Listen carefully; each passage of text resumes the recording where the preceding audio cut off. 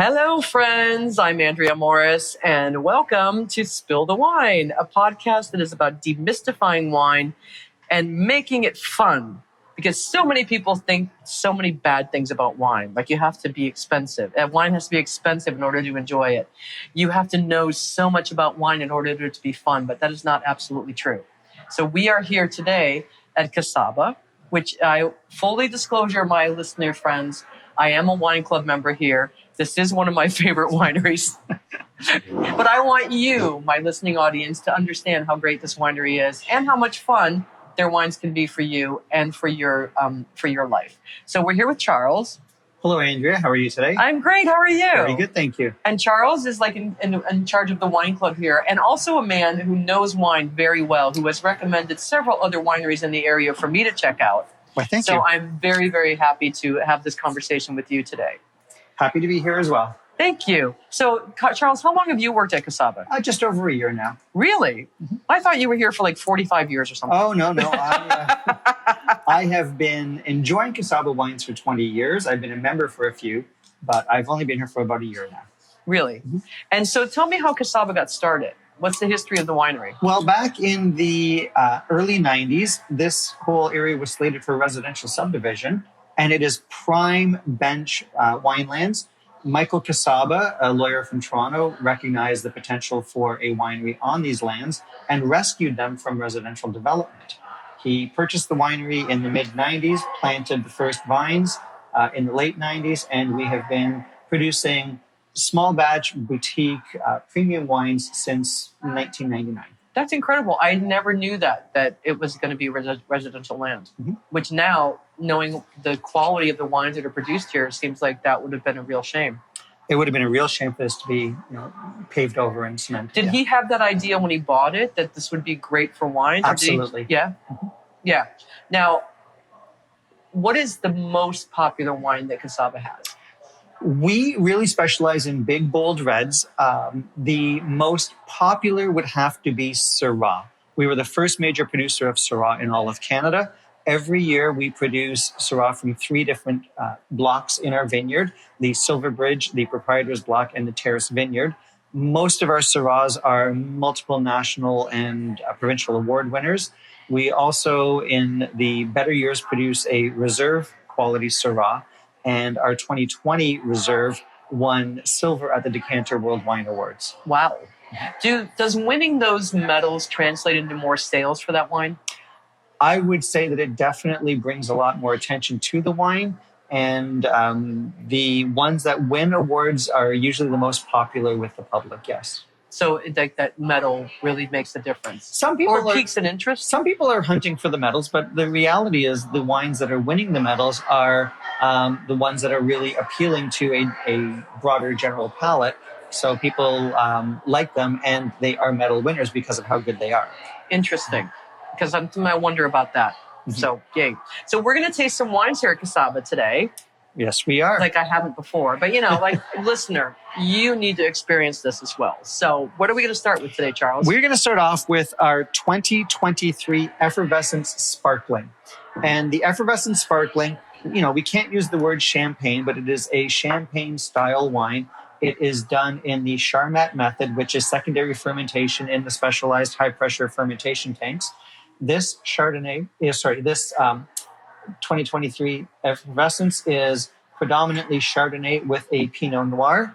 It is 19 grams of sugar per liter, but it comes off as very dry and elegant. And it's got a really interesting it's not a rosé champagne, but it's got a slightly pink color to it. Yeah, you can think of the classic champagne color, which is sort of like a goldish pink. And all the color in wine comes from the skin contact, the amount of time that the skin stay in contact with the juice. This one is very minimal. We remove the skins from the grapes as soon as they arrive at the crush pad. So there's very little of the pink color imparted from the Pinot Noir grape. And is that a bad thing, though, if there's too much color? No, we also make a rosé sparkling, which we would just induce a little bit more of the color by leaving the skins on longer. And that will also leave a little bit more tannins and antioxidants in the wine. It totally depends on the preferred style. If you like a rosé, we make that as well. Now, it's interesting because we're talking about like the traditional method of champagne. Like this is in a vat, but isn't the traditional method is in a bottle, right? The traditional method is secondary fermentation in the bottle. The Charmat method, which is what we use to produce this, is secondary fermentation in a high pressurized stainless steel vat. Okay, and does that affect the bubbles one way or another? Both produce the same level of small, delicate bubbles. If you are drinking a sparkling wine that has larger bubbles, that is probably because they have injected the CO2 directly into the wine. But listener, you should see that the bubbles are continuing to come up from the bottom of the glass in this lovely light pink that I really should be drinking. Enjoy. So now you can just have a moment while I have a sip. Mm-hmm. Oh, that is like heaven in a glass. Well, thank you. It's got a slight little bit of sweetness on the back of my tongue, but not overwhelming. But it's just got such a warm and inviting. There's also a real softness that comes in. There is, yes. It's like it's like a blanket of bubbles. Mm-hmm. A blanket of bubbles. A blanket of bubbles. Very good description. Yeah, it's exactly what it feels like. A blanket of bubbles on my tongue, and I think that this is absolutely stunning. I'm glad you enjoy it. Oh, and what's the price point on this? That is $32 a bottle. Affordable and delightful. Mm-hmm. Absolutely fantastic.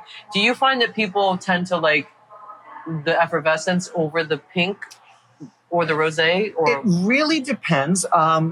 It depends on the occasion. Whenever it comes to, what's your favorite wine? I don't think about which one is my favorite. I think about the occasion that I would drink them at. And for me, the rosé, a little bit sweeter, makes the perfect wine for a birthday celebration. Mm-hmm. Whereas the effervescence, a little bit drier, a little bit more elegant, is the perfect wedding, anniversary, New Year's celebration.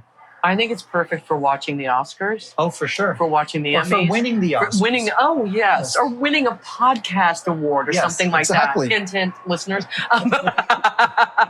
It's absolutely fantastic. I love this. I'm glad you enjoyed that. Thank you. What are we moving on to next? Well, next, we're going to move on to some whites. Well, a white. And by white, you'll notice as I am opening this bottle that is actually orange in color. It is, yes. It's like a light orange. A light orange. And what we're opening is the 2022 Jennifer's Pinot Gris. Now, Pinot Gris and Pinot Grigio are the same grape, but Pinot Grigio is usually done in the Italian style and is almost always a white wine.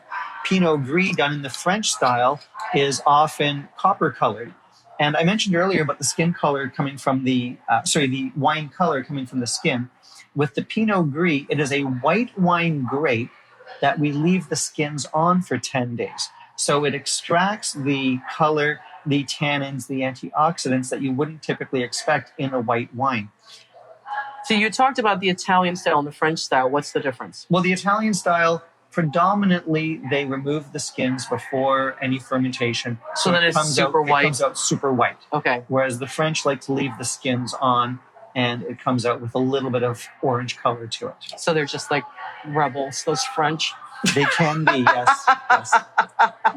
And what year is this? This is the 2022. You're going to notice some perhaps notes of peach and apple. I was just going to say that I just had a little sip. Very peachy, but it's not like sometimes I'll try a Pinot Gris and to me it's a little bitter. Right. But this is very warm and very inviting. Again, that like blanket on the back of your on the back of your throat. Mm-hmm. But also that peachiness is just really, it just makes me want to, it's really super hot outside, listener. It just makes me want to sit outside. Right. Which absolutely. is like really interesting because I am avoiding the heat.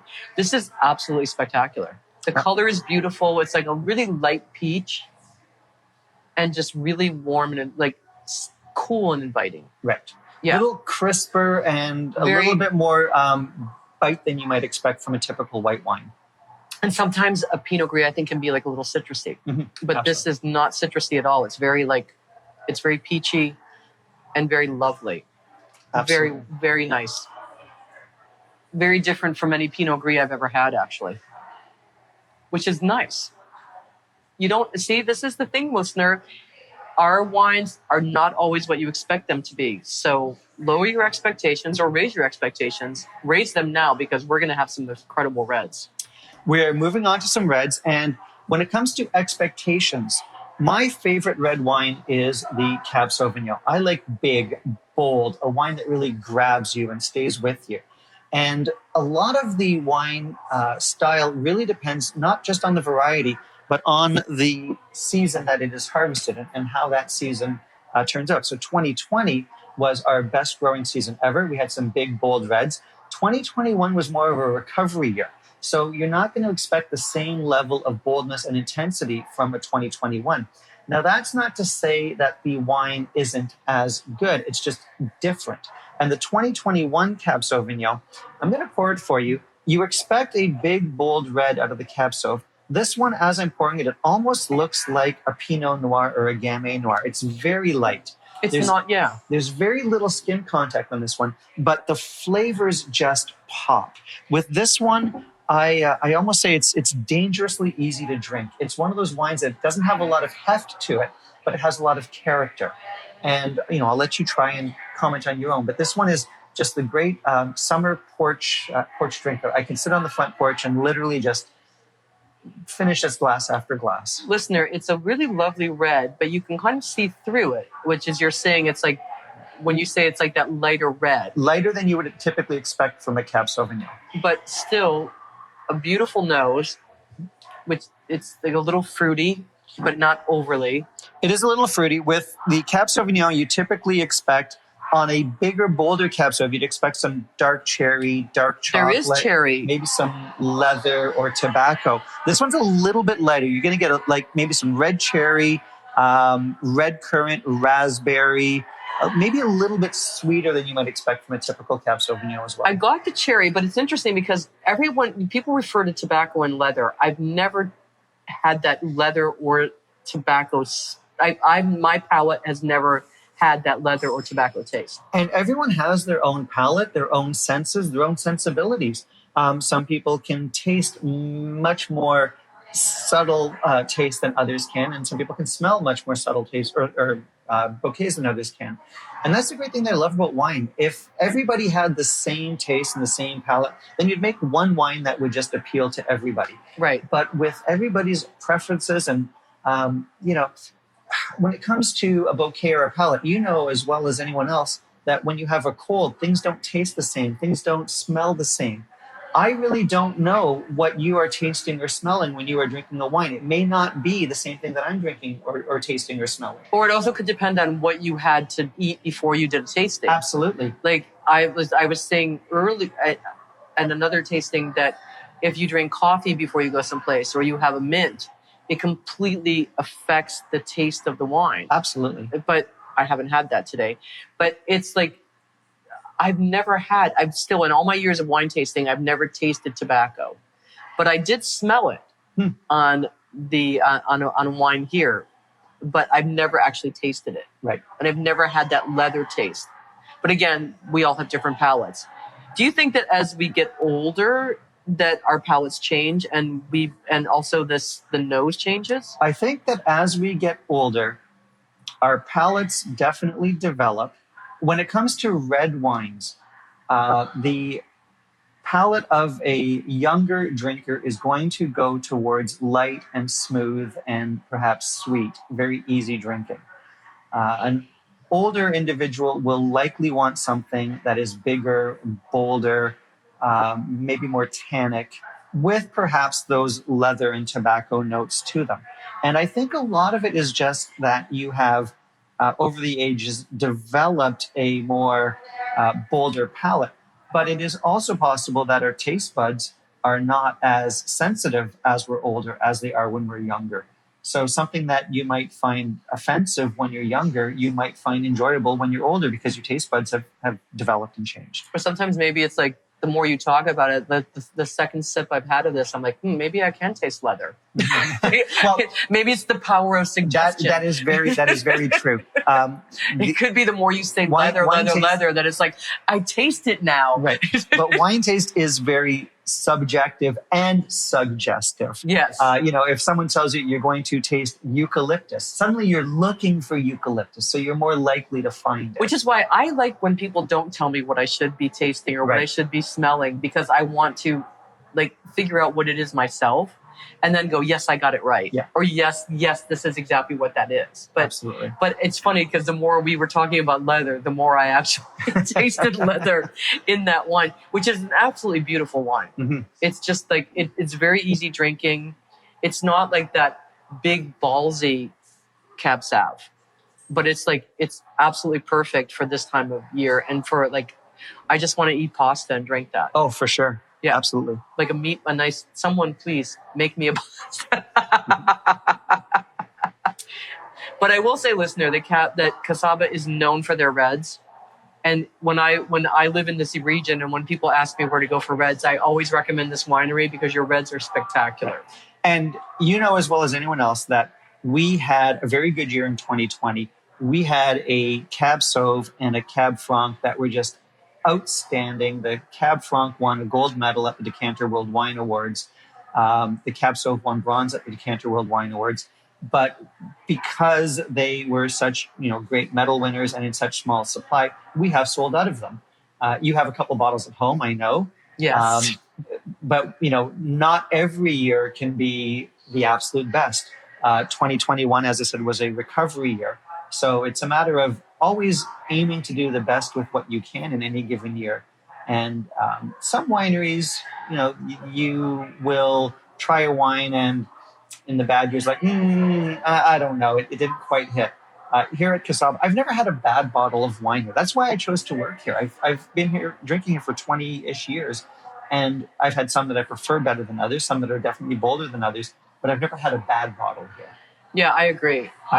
I've been a wine club member here for several years, and I'm always so absolutely thrilled when I get my wine club shipment because it's always spectacular. So let's move on to spectacular. Let's move on to some more spectacular. Syrah. Syrah. Syrah. Whatever we drink will be.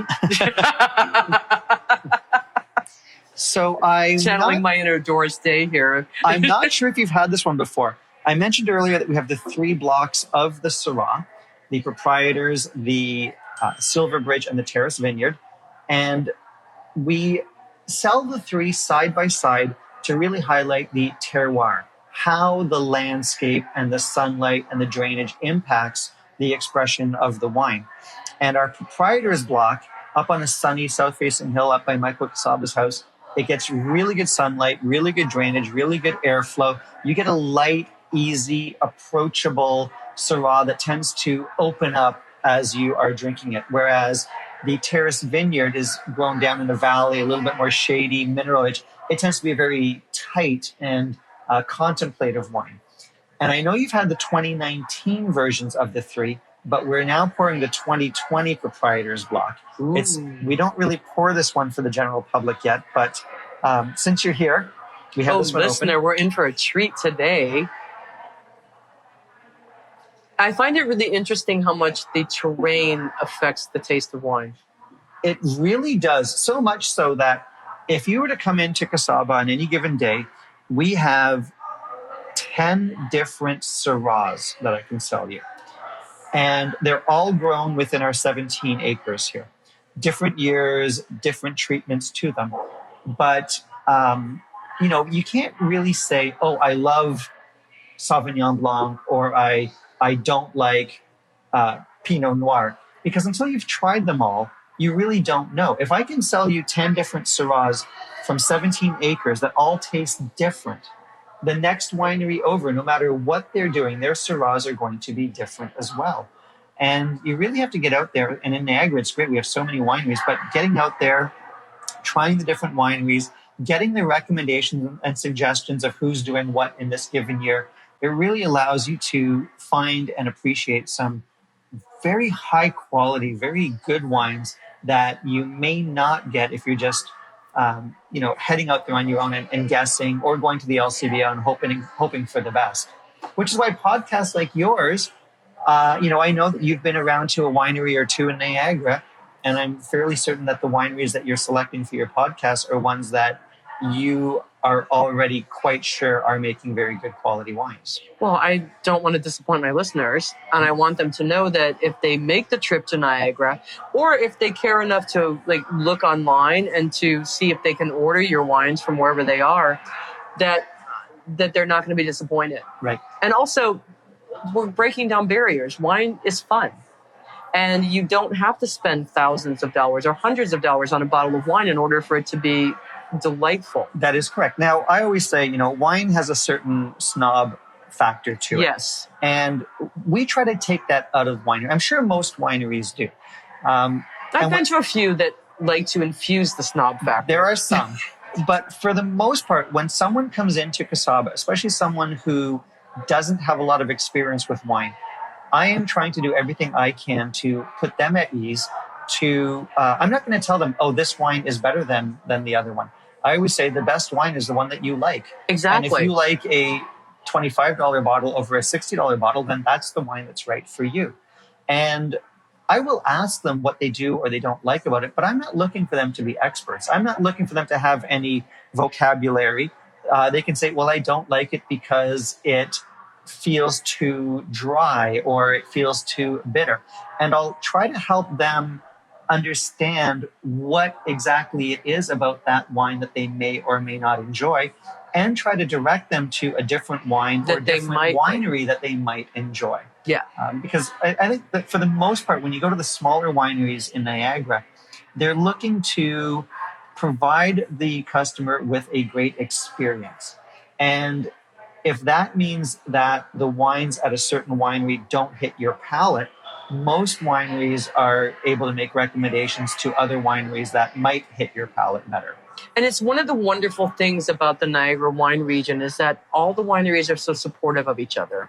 For the most part, we really are, yes. Yeah, and that you yourself have recommended many wineries to me that I have thoroughly enjoyed. Right. And I think that that's the wonderful thing. It's that sense of camaraderie. Absolutely. Not a competitiveness, but it's a camaraderie. Like, if we all like each other, we all help each other. And that's why I would love my listeners to understand that and to know that Niagara wines are on par with any wines around the world. They really are. Speaking of which, I'm going to try the Syrah right now. Sure. No, and I'll just follow up on that. I mean, you can go to, in Niagara, you're going to find that most of the good quality wines, they're not inexpensive, but you're looking at, anywhere from 35 to 70, depending on the region you go in Niagara. Some regions are more expensive. If you go to some of the bigger wineries in Niagara Lake, you might be looking at 120 to 150. But if you were to go to Napa Valley and try to find the same quality, you're looking at $300 a bottle. And if you go to Bordeaux and try to find a wine of this quality, I can't even hazard a guess to how much you're spending. And that's in euros. In euros, yeah. So mortgage your house. Exactly. Yeah. So we get a lot of American guests here who will buy it up by the case because with the exchange rate, it is such a bargain when they're used to paying a certain price point for California wine and are finding our wines here of equal or better quality at what they consider to be quite inexpensive. And I think that the Niagara region is highly underrated because we have absolutely spectacular wines here. Right. And like this wine, in particular, the Syrah, I just smelled it. And me saying, oh, I can smell leather. I can actually smell, it's just like so deep and rich. And the smell alone is just like, I just feel like I'm sitting in my dad's old easy chair, right. like the leather rocking chair that he sits in, that he would like his recliner. Mm-hmm. That's kind of what it smells like to me. It's just like that. It's almost kind of inviting, but very comfortable. Right. And the taste is very deep and very like. I don't taste tobacco in it, or I don't taste leather, but it's just like it's like almost plumish. But well, The tasting notes on the back say black plum, dark cherries, and smoky bacon. Oh my God, I'm a winner. I got it right. Because I could definitely taste that plum. Right. But it's just a beautiful wine. And it's interesting because I've had different Syrahs here, and it's interesting how much they change terrain to terrain. Like you could have the same year from a different vineyard and it tastes completely different. Absolutely. Yeah, this is beautiful. Now this is the 2020 Proprietor's Block Syrah. Absolutely spectacular. Yeah, as I would expect nothing less from. Now, does the winemaker have a difference in the wine? Oh, for sure. When it comes to what makes a wine the wine that it is, it all starts in the vineyard. You have to, first of all, have the high quality grape stock, and the vinifera grapes, which are, predominant in Niagara right now. Most of the wineries in the bench area will have those highest quality vinifera grapes. I already talked about the terroir, the soil properties, the slope properties will have a major impact on the wine. The climate, or not climate, the weather in any given year will have a major impact on the wine. But even with the perfect grapes, the perfect terrain, the perfect climate, it's then up to the winemaker and the winemaker's vision to determine, are we making big and bold? Are we making light and delicate? And you can have two wineries side by side with the same grapes, the same terrain, the same climate, but very different wines based on the winemaker's vision and style. What's the difference in that? Is it the oakiness, or is it how much it's in a barrel, or is it how much? How would that? Well, I'm glad you mentioned that because I have one more wine to share with you tonight, and it is our 2020 Reserve Syrah. Ooh, so first one, the previous one you had was the 2020 Proprietor's Block. That is grapes from one specific block of the three, done in our traditional style, which is to make a easy drinking, approachable table wine that you will basically drink within the next 3 to 5 years. The reserve, now there's no standard definition of what reserve means in Niagara, in Canada, but at Kacaba, we mean it to be the grapes from the best vintage, so the best year, and then taking the best barrels of wine from that year and giving them a treatment so that we would expect them to last 12 to 15 years, to be cellarable, to be reserve worthy. And the cellarability of a wine comes from the tannins and the antioxidants and the acidity. The tannins and acidity and the antioxidants all come from the skins. Additional tannins come from the oak barreling. So if you're making a wine that you want to be cellarable, you have to leave the skins in contact longer to extract the tannins and the acidity, as well as the color from the skins. So usually a reserve quality wine, you're going to see it's going to be darker, richer, bolder. You can see just in the glass that it's a bigger, thicker, richer wine. Yes, this is the darkest purple wine ever. Right. It's like, but does the variety of the oak change the flavor of the wine? The variety of the oak will change the flavor of the wine. With the oak barrels, predominantly you have American and French oak barrels. The oak themselves are treated with a charring or a toasting on the inside. And there's a gradient of, lightly medium, dark, medium, dark toasting. And the toasting will be the predominant factor in those oaky qualities, those smoky qualities. That comes from the oak barrel. Whereas, if you have a wine that is in a lightly oaked or older barrel, it's not going to impart as much of that essence into the wine. So for a wine like this, do you want a newer oaked barrel? If you are trying to make a very big, bold red, you would probably want to use a medium to darkly toasted barrel.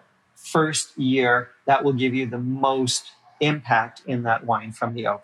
And the oak itself will, it'll age out after a while. If you use the oak barrel for 3 or 4 years, it will become less potent, less intense, and it'll have less impact on the wine. So at what age do you get rid of a barrel? Like 4 years? Usually after 4 years, we're selling off the barrels. And then you're selling them like, hey, have a table. We are selling them to whoever wants them. The last time we sold them, they were $150 to the public and $120 to our club members. Gotcha. But you know what? A barrel has lived its life and deserves to continue to live. That's correct. So now I am going to tell you that, listener, the color of this Reserve Syrah is absolutely spectacular. It's the darkest purple. It's like the purple chair I have in my house. And the smell, the aroma, the nose, as we say in the wine world. The nose, the bouquet. The bouquet, yes. All the snooty terms that you should know right. for your next wine tasting is lovely. It's like, I hesitate to say what it is because at first I thought I smelled like tobacco. But now I think, it's funny. I smell something completely different now. And I can't verbalize what it is. Well, the bouquet notes on the wine talk about... I almost wanted to say lavender. Isn't that weird? Well, it's not weird. It's what you're smelling. Yeah, but it's kind of like, isn't that weird? I wanted to say lavender, but I don't smell it. But it just kind of smelled like lavender. Maybe that's my hand cream. That could be. The tasting notes talk about ground coffee, toasty oak, dusty cocoa, and black pepper. Well, I initially smelled black pepper, but I just kept it might be my hand cream. I kept going back to lavender, but it's because my hand is so close to my mouth at the moment. Right. But it's absolutely stunningly, it's such a smooth wine. It's beautiful. Yeah, and it has a fuller palate than the previous one. The previous one... It does. Plays around on the front of the palate. It's got a peppery spiciness to it, but you really feel it, between the lips and the teeth. Whereas this one is more fuller palate. It has a lot more going on at the back of the tongue and on the roof of the mouth. And when you describe that, when you talk about that, it's like if someone's just listening to this podcast for the first time, what does that mean? How do you experience that if you're talking about it? Because you might just go it tastes this. Well, do you have to take one sip and then take a second to understand that? Or how does someone who's new to wine understand what you're talking about in that? Right. To make it not complicated, there's the taste of the wine, and then there's the body or the mouth feel, how thick the wine feels and how much it sort of moves around in the mouth. And, again, everyone has their own senses and their own descriptors. For me, a lot of time, I will describe a wine as, coming in at the bottom of the palate and then coming up from the back and hitting the top of the palate with an intensity, whereas other wines might move around the side and then land at the back. And I've heard other people say, I have no idea what you're talking about. Yeah, exactly. So, that's that's what I'm saying from our listeners. They might be going are you from Planet Wine? Exactly. So, there's no right or wrong. There's just different ways that different people experience it. So for myself, and that may be more than other people, I experience the wine with that mouthfeel. What's it doing in my mouth? And on a lighter wine, it's kind of staying in the front. There's a bit of flavor. When you swallow, it disappears very quickly. Whereas in a fuller bodied wine, you can feel it. What it's doing in the front of the mouth tastes different than what it's doing on the back of the tongue, or, feels different than when it's hitting the top of your palate.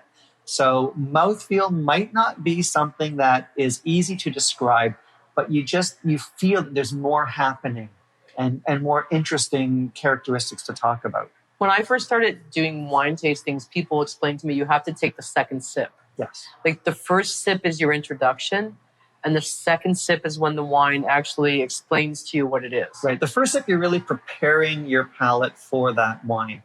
You're letting a little bit of oxygen in with that, letting your mouth know what to expect, and then that second palate, the second taste, you're more primed to really receive it and discover it a little bit more. Now, when I've been here and we've tasted wine from the cask, yes, how is that different than tasting wine that's been bottled?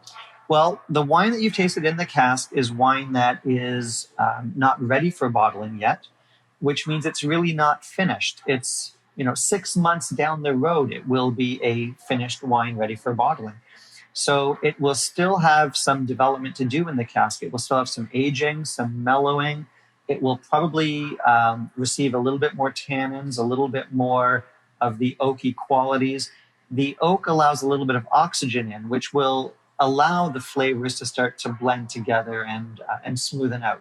So when you're trying something right from the cask, it's a really interesting and exciting little endeavor because you're trying something that's sort of just in its infancy. It's like a chemistry experiment. It's exactly a chemistry experiment. And, wine changes every day. When you buy a bottle of wine, if you open it up 5 years from now, it's going to be a different wine. If you even open it 2 weeks from now, it's going to change and develop and grow. So pre-bottling, you're getting something where, the winemaker is building up a style, building up a quality of the wine, and still has a few more months down the road before it's going to be finished. Now, when they initially make the wine, do they have that vision in hand as to what it will be down the road? You have to start with a vision, but you have to be flexible in changing the vision in whichever direction the wine forces you to change. Because the wine's like a dog. It's no, I want to go that way. Exactly. No, I want to go that way. No, I want to go that. No, I don't want to go that way in my walk. I want to go this way. That is exactly right. Yeah. So, listener, if you can appreciate wine to be like a dog, then you will appreciate wine. No, I didn't say that. Well, I'm saying it because it's like I know what my dog is like when we go for walks. He's like, I want to go that way. I want to go that way. I want to go that way. And it's like that's how it seems that wine would be. It definitely is. I would like to go, like the wine is like, no, that's the direction I want. Mm-hmm. And it's interesting because I've tasted the barrel wine here and then tasted it a month later and it's tasted completely different. Exactly. Which one? The rosé, the 2023 rosé, we were first trying at Christmas time, and it was very predominant in banana. But the winemaker assured me that whatever the compound was that tasted like banana, it would evolve more into strawberry by the time it was bottled. Really? And sure enough, we just bottled it last week, and it has a very strong strawberry essence to it. That's interesting. Mm-hmm. But I think, do you have to be somewhat of a chemist to be a winemaker? Oh, absolutely. Absolutely. You really have to know how the wine is going to develop and how to encourage it in that certain direction. And also have some knowledge of agriculture, I would imagine, to know like what had happened to the soil at these apparent times. And absolutely. Wow. Winemaking sounds like fun. No, I'm not a winemaker. But I know you're not. I'm just saying this from from the view of someone who has just paid attention and asked around and, tried to put the pieces together. But isn't it funny though, when you listen, if you talked like how you are now, like when 20 years ago, you're like, do you envision yourself going like, oh my God, I didn't know I could be speaking in these terms? Absolutely not. No. So see, listener, you don't have to be intimidated. No. We all start from baby steps and we all grow and then we appreciate wine even more. But you know what? There's no wrong taste. There's no right taste. It's all about your own personal palate. It's all about your own personal palate. Absolutely. Yeah. And honestly, you can find your personal palate at Kacaba, no problem. I would like to hope so. I think so, because you have so many varieties of wine, and we've touched predominantly on reds, but and the bubbly and the Chard. We didn't do the rosé. We did the Pinot Gris. We did the Pinot Gris, but you didn't do the rosé. We did not do the rosé. Oh, they have a spectacular rosé here, but it's a beautiful location. You can sit outside, you can stay indoors, and their wines are so inviting and so lovely, and all price points. All price points, yes. Yes, and I'm a little biased because I'm a wine club member here, but I would say it's well worth the visit to this region to come and see Kacaba. Well, thank you, Andrea. Well, I'd like to say thank you, Charles, and listener. I hope that you've enjoyed our podcast today and our trip to Kacaba. And so if you visit the show notes, you'll get the website, you'll see photos, and you'll learn about the wines that we've tasted today. So be sure to like and follow Spill the Wine. And also, if you have any suggestions or have any further questions about the wines that we've been tasting, you can email us at podcastspillthewine@gmail.com. That's podcastspillthewine@gmail.com. Now let's raise a glass, let's say cheers, and we'll see you next time.